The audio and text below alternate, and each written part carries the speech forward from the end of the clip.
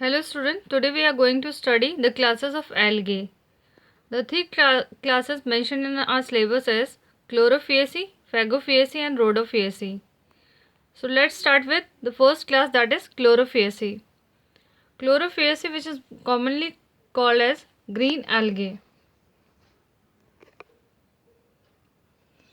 Before starting the Chlorophyaceae, first see its diagram.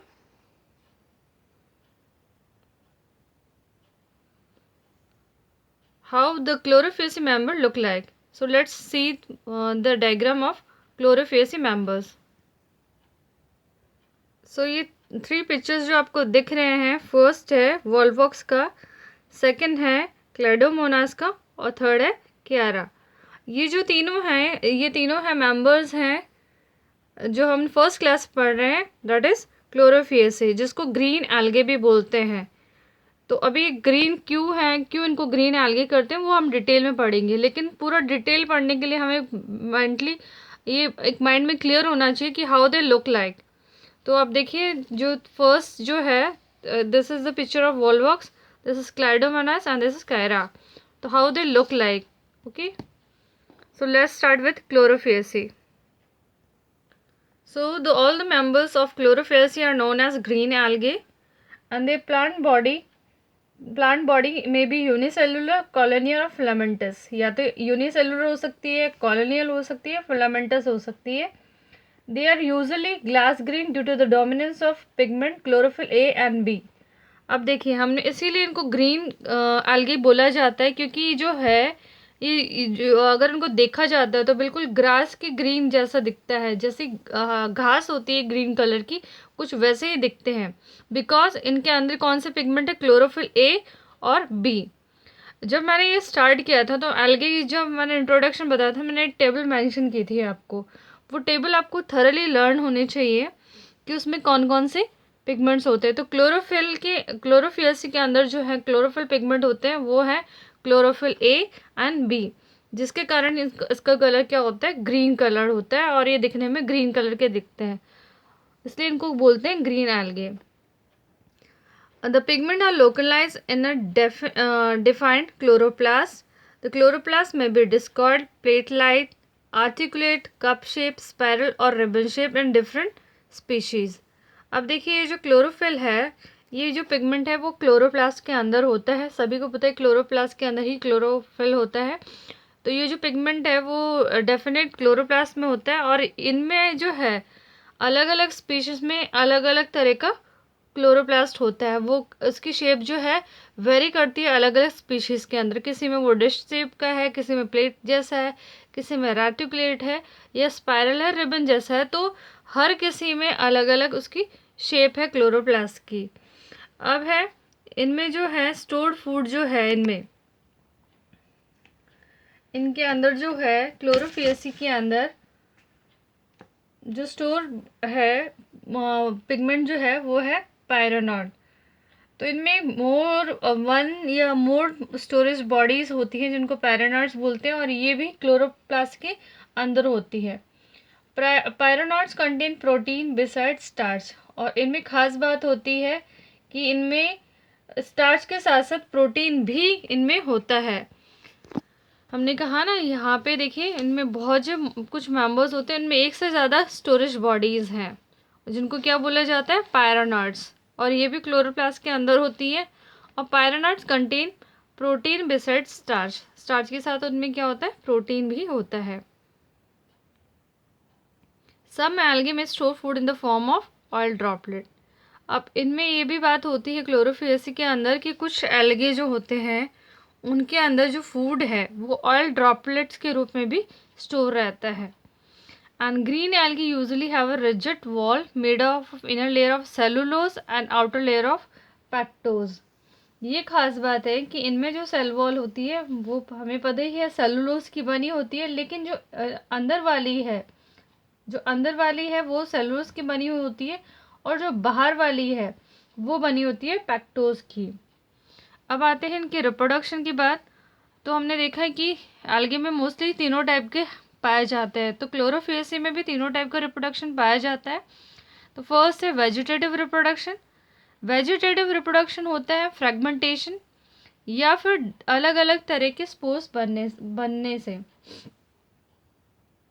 तो vegetative reproduction usually take by fragmentation और by the formation of different type of spores. तो अलग अलग तरह के spores बनते हैं, उनसे भी वेजिटेटिव रिप्रोडक्शन होती है। Next is asexual reproduction. तो asexual reproduction in this chlorophyceae take by flagellated zoospores basically producing zoosporangia. तो इनमें एसेक्सुअल रिप्रोडक्शन भी जो है फ्लैजिलेट जूस्पोर्स से होती हैं, जो जूस्पोरेंजिया में होते हैं। सेक्सुअल रिप्रोडक्शन भी इनकी जो है वो आपको पता ही है, हमने प्रीवियसली पढ़ा है कि कैसी होती है, आइसोगेमस, एनाइसोगेमस, ओगेमस। ये हम पहले पढ़ चुके हैं डिटेल में कि जो सेक्सुअल रिप्रोडक्शन है वो डिपेंड करती है किस तरह की गैमेट्स है। अगर सेम गैमेट्स है the reproduction will be isogamous. अगर दोनों डिफरेंट डिफरेंट शेप के हैं देन एनाइसोगेमस और ओगेमस। वन इज मोटाइल और other one is non motile. तो रिप्रोडक्शन क्या है, ओगेमस है।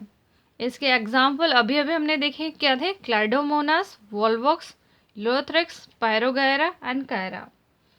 तो अगेन हम लोग बस शॉर्ट्स में रिपीट कर लेते हैं। क्लोरोफियसी जिसे क्या बोला जाता है, ग्रीन एल्गी। बेसिकली उसमें जो पिगमेंट होता है वो कौन सा है, chlorophyll A and B. Stored food क्या होता है, स्टार्च। सेल बॉडी जो वॉल है वो किससे बनी होती है, सेलुलोज और पेक्टोज की। फिर जो है इनके अंदर जो रिप्रोडक्शन है वो तीनों तरह से ही हो रही है, vegetative, asexual and sexual. Vegetative reproduction fragmentation के द्वारा हो रही है and by spores. Asexual reproduction भी जो है फ्लैजिलेटेड जो स्पोर्स से हो रही है। और यहाँ पे जो फ्लैजिला होते हैं उनमें 2 to 8 होते हैं, इक्वल होते हैं, और उनके एपेक्स पे जो स्पोर्स हैं उनके एपेक्स पे रहते हैं।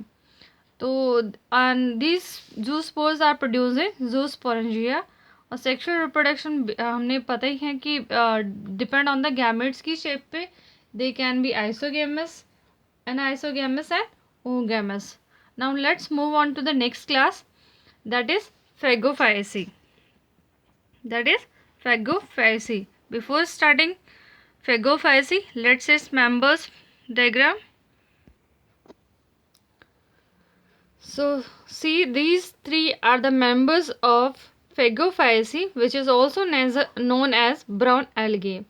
The first picture is of Laminaria, second one is of Fucus, and third one is Dictyota. So you can see the picture of Phagofaecy members. Let's start in detail about it. Phagofaecy, which is also known as brown algae, found in marine habitat. Marine यानी समुद्र के, वहाँ पे समुद्र में मिलता है ये mostly. They show great variation in size and form. They show great variation in size and form, यानी अलग अलग साइजेस के हमें मिल सकते हैं, अलग अलग फॉर्म में मिल सकती हैं फैगोफाइसी के members. They range from simple branched filamentous forms and profusely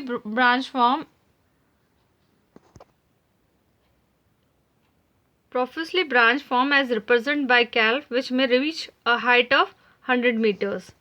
तो हमने यहाँ देखा कि जो फैगोफाइसी के मेंबर है वो बहुत छोटे हो सकते हैं, सिंपली ब्रांच्ड हो सकते हैं, छोटे हो सकते हैं, फिलामेंटस हो सकते हैं, या इतने बड़े हो सकते हैं जिसकी हाइट हो 100 मीटर्स। तो हमने ये भी पढ़ा था कि algae की जो हाइट है वो बहुत छोटी और बहुत बड़ी होती है, जिसको हमने बोला था कैल्प। तो जो बहुत बड़ी और बहुत ज़्यादा ब्रांच्ड फॉर्म में है वो है कैल्प, जो किस में पाई जा सकती है, फैगोफेसी में।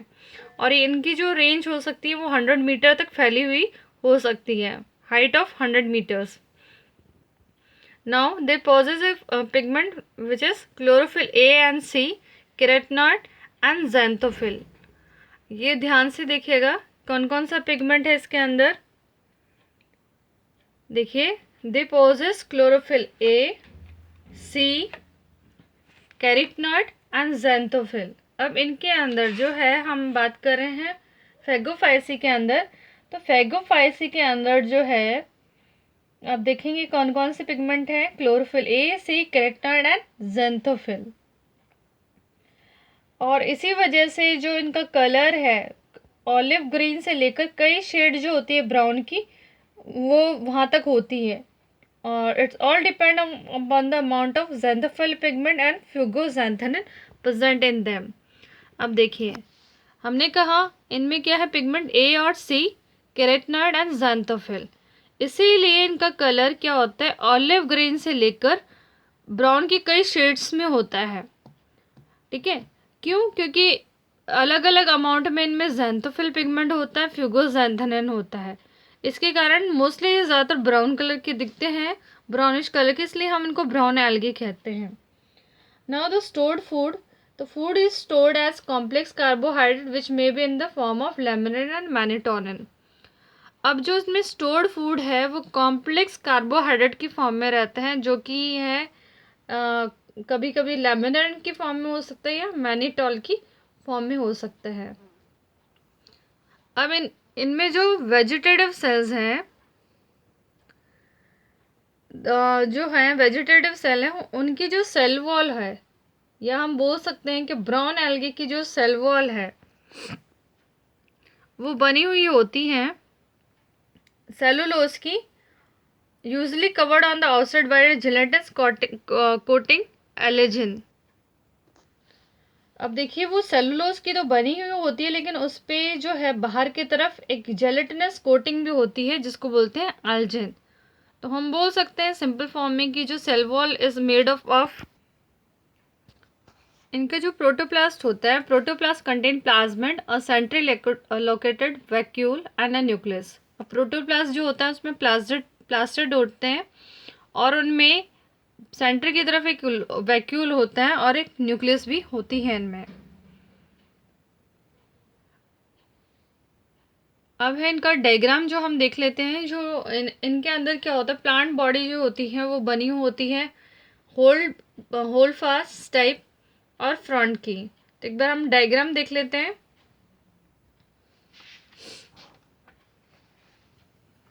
तो ये देखिए, कुछ इस तरह का इनकी प्लांट बॉडी होती है। The plant body is attached to the substratum.